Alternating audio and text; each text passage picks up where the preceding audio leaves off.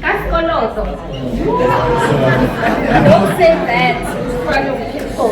So probably the only app that allows you to do that. So please download the app. But the birth of Delivery Speed came from, going back home and seeing all my former classmates, who didn't have an opportunity to live the hood.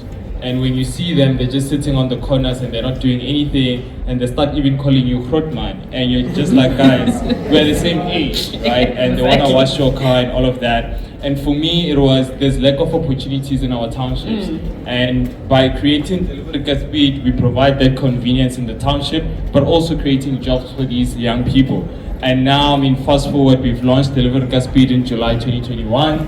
And now we're in 3 provinces, namely Gauteng, Limpopo, and Give him a hand. I love that. So you mentioned Seshego is one of the places where you just launched. And I can imagine at such a young age, you've also have to upscale, which means that you have to lead such a large group of people. At your age, I know leadership skills are very important, but maybe tell me, what is the importance, or what have you learned through the leadership that you've had to, how many people firstly do you employ through this app and Delivery Speed, and what are some of the things that you've learned from a leadership perspective? Sure. So at the office we're just under 15, young people all under 30. Our office is still based in Hammanskraal, and I don't know the drivers. The numbers keep going up and down, but just over 100 drivers in all the areas we operate in. But I think for us, what I've learned in leadership and staying alive in business is that the business has to be more than you. It needs to be a greater cause. So when I started Delivery Speed, it was not because I want food Speed. That's one of the reasons.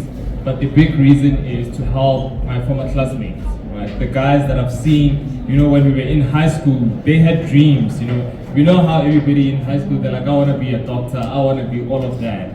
And it's so sad that post-matric, most of the people don't get to achieve that, right? And for me, it was, how can I get these guys to ignite the hope, right? To get them back on the streets, to hustle, and all these things, and start making money. And now most of them are on scooters that they're gonna own in a few months, and it's all good. And what I've learned in the leadership position is it has to be more than you for you to survive. Yeah. I love that. I think that's very important.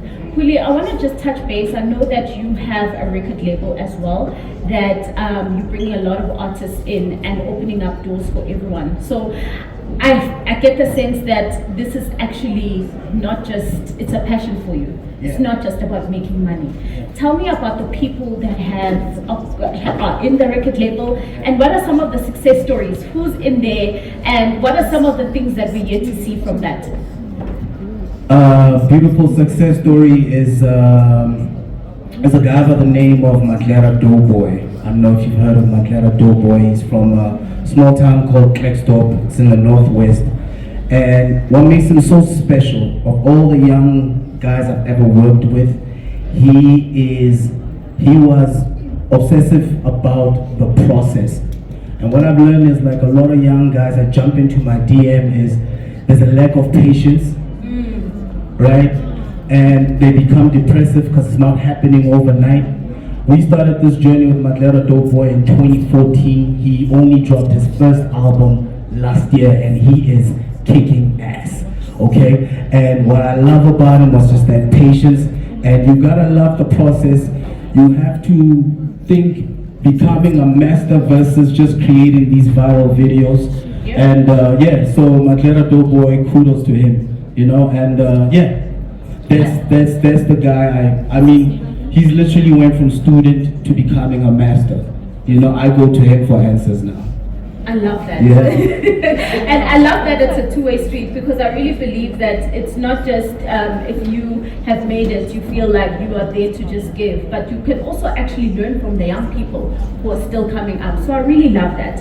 I want to touch base, I know we have to wrap up, I want to touch base a little bit. You're not just the founder of Delivery Speed, you also have Hoodie's Tutoring SA. Tell us a little bit more about that. Why did you start that? Why do you feel that education is so important that you feel like you want people to have access to that? Sure, absolutely. So we started Goody Tutors in 2016. I was doing my first year at UJ at the time. First thing, I was broke, so that's one of the reasons. And I did well in my matric, so I was, how can I use my matric results to make cash? And we started Goody Tutors. But when you look at Goody Tutors, there's a deeper meaning in what we do. So when I started Goody Tutors, I tried to get into other agencies.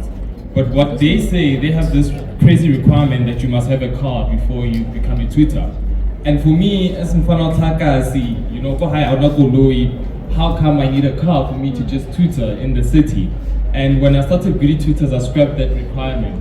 And that gave a lot of young people who are here on bursary, who are on NSFAS, an opportunity to make money.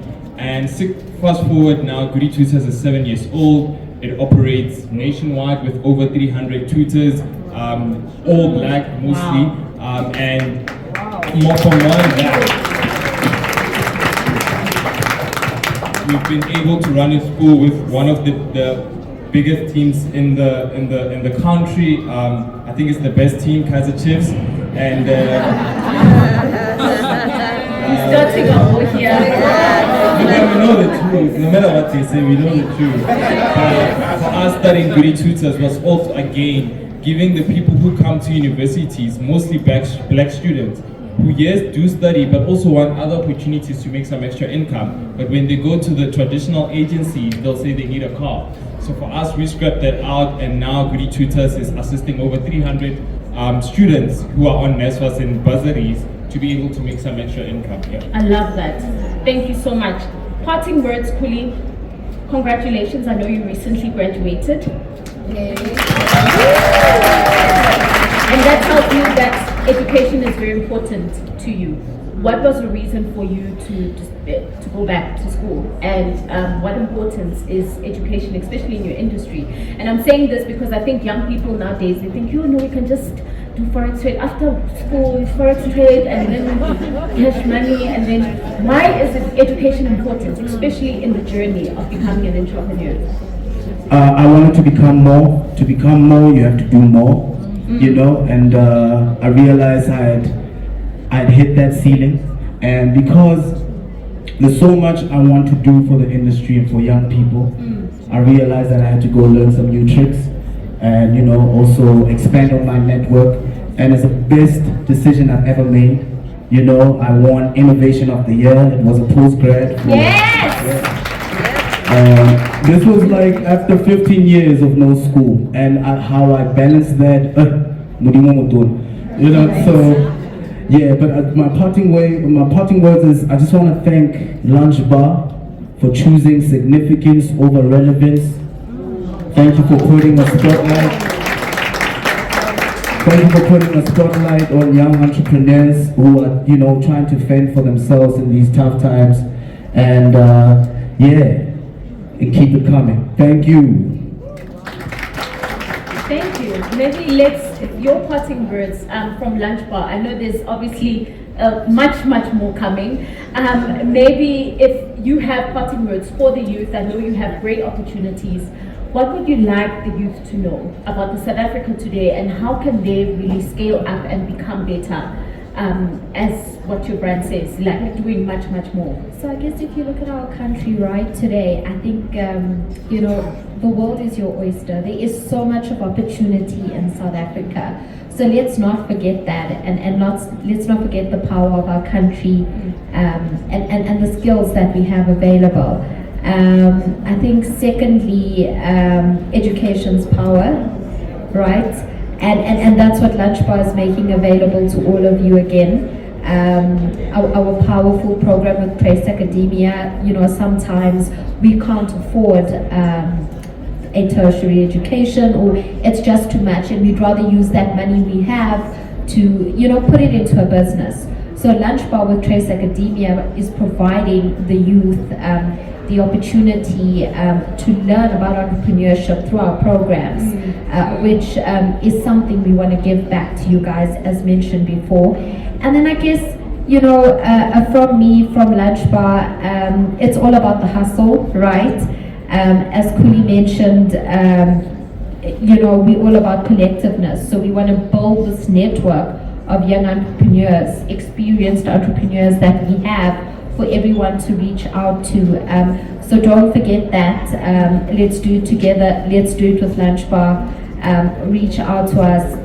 Let's hold hands together and make things happen, right? And I guess if you do something you love, like Huli said, you'll never work a day in your life. For sure. Yeah. So do something you love, be passionate about it, and know your consumer, right? So whether you're a big brand like Lunch Bar, whether you're a startup brand, it doesn't matter. Know what you want to give the consumer and know the consumer, and let's uplift South Africa one lunch bar at a time. For the lost birds, for the youth? I think, I mean, back on the topic of, my entrepreneurial journey. So what I want to say to the youth, mostly, what I wish, I was told when I started my first business, that you should try to focus on your grade, right? And what I mean by that is, when you're in grade 1, for you to get to grade 2, you just need to do the grade 1 work very well. It's natural that you're going to get to grade 2. But the problem that most of us entrepreneurs do is that we're in grade 7, but we're already thinking about the matric dance. What am I going to wear? What am I going to wear? Where am I going to go with? Which car am I going to go in? And the problem is, when you focus on that, you start failing on your grade 7. So all these things will come to you. Just focus on the work. Thank you.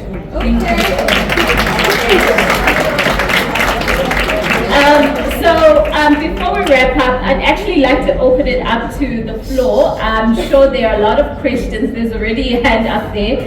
If you have for any of our guests, please can we... Thank you so much, ma'am. If you can just maybe stand. Okay, I'm very short, so you're not going to see me. Okay, hi, my name is Tatam Caesar. I am from Dailies Indeed. So my question, I have a lot of questions, but I'm just going to... My first question is, how do I align myself with people that are going to try, right? Because I do something totally different, something that's never been done, which is personal development, career development in the location, right? So nobody understands it. So how do I then put myself in a position with people who are going to understand that, right?